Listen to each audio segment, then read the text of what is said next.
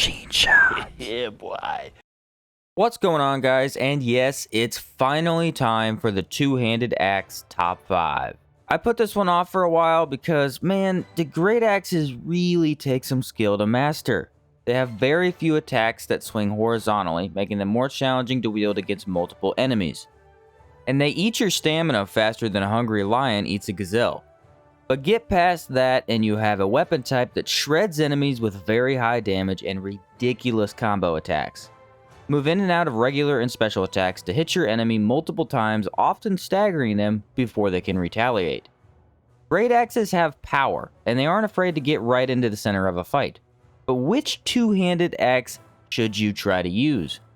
There are a bunch of them, and each offers something unique. Today, we'll check out 5 of my favorite great axes and go over why I think they are the top of their class. But before we do that, I do have one honorary mention. Kelvin's great axe will not be on this list. It is a boss weapon that looks like a snowy blizzard and hits with the force of one. Loads of physical and cold damage while slowing the enemy. But I've yet to really enjoy using it. I mean, it's fun and all, but doesn't make me feel overpowered like other weapons do. It also has a medium attack speed and lowers your temperature by -14. So while it is pretty incredible with the Crimson Plate set, I was unable to include it in my top 5 list. So keep that in mind while we check out the top 5 great axes in Outward Definitive Edition. For number 5, we have the Crescent Great Axe. This is an odd choice for a top 5, but trust me, it has a lot of cool abilities. For starters, it is a very early game weapon. You need the Felling Great Axe, which can be looted in Cierzo, 1 Palladium Scrap, and 2 Shark Cartilage.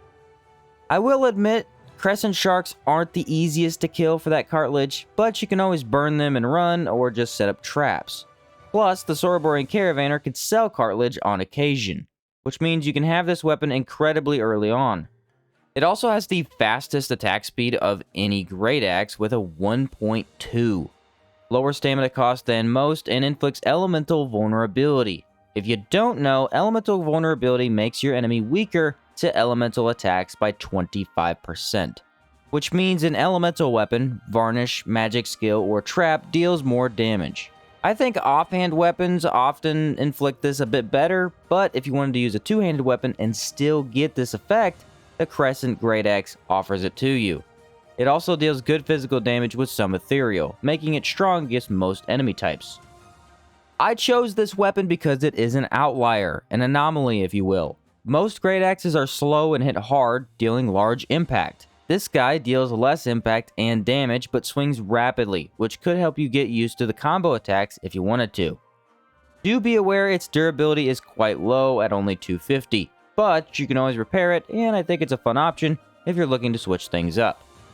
Also, it's kind of like whacking enemies with shark teeth, which is a fun idea. For number 4, we have the Zar Great Axe. This weapon is beloved by many as it deals some of the highest physical damage you can get overall. Boost your damage over the top, and then one swing from this monster cuts things in half. It's a very strong option that will never break and offer you the power of a true king. Because of its impact, most enemies won't be standing long, and your nice combos will get you in and out of fights in no time. But it's not better than 4th on this list, and here's why. It's slow. Very slow. Yes, Wind Infused does fix this, but without that, your attacks have to be precise and always hit. Unfortunately, due to its high impact, the first hit will often stagger an enemy, causing them to step backwards, which makes you miss the next hit that is meant to stop the enemy from counterattacking. This isn't the case for larger enemies with more impact, but against bandits, dinosaurs, and other medium difficulty mob types, you could take more damage than you mean to. Then you have the stamina cost, 8.5 per swing, and if you try to combo in special attacks, this is much more. The entirety of this weapon is based on smart swings that devastate opponents quickly and without mercy. It's strong, but not very forgiving.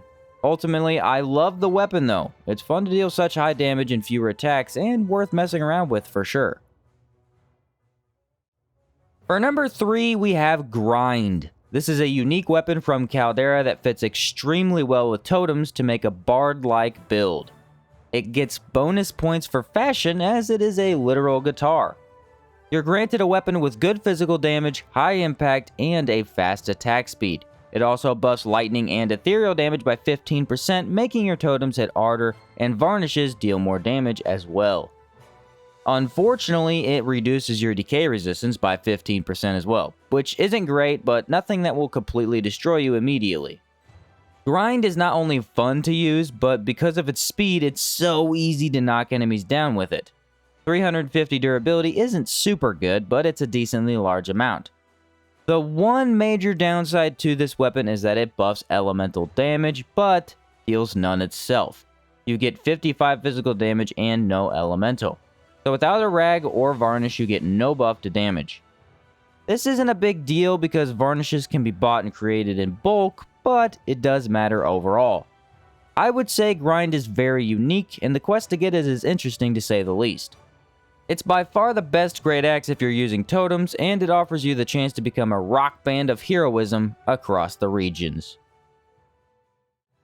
For number 2, we have the Taunosaur Great Axe. This is one of the more difficult weapons to acquire as you usually have to kill an alpha Taunosaur to craft it.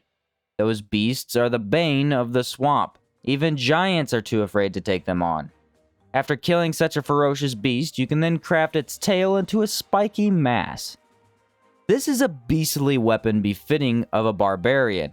It swings rapidly with a 1.1 attack speed, deals a nice amount of physical damage with 44, and has good impact at 45. It can easily be swung and also inflicts extreme bleeding in as low as 3 hits.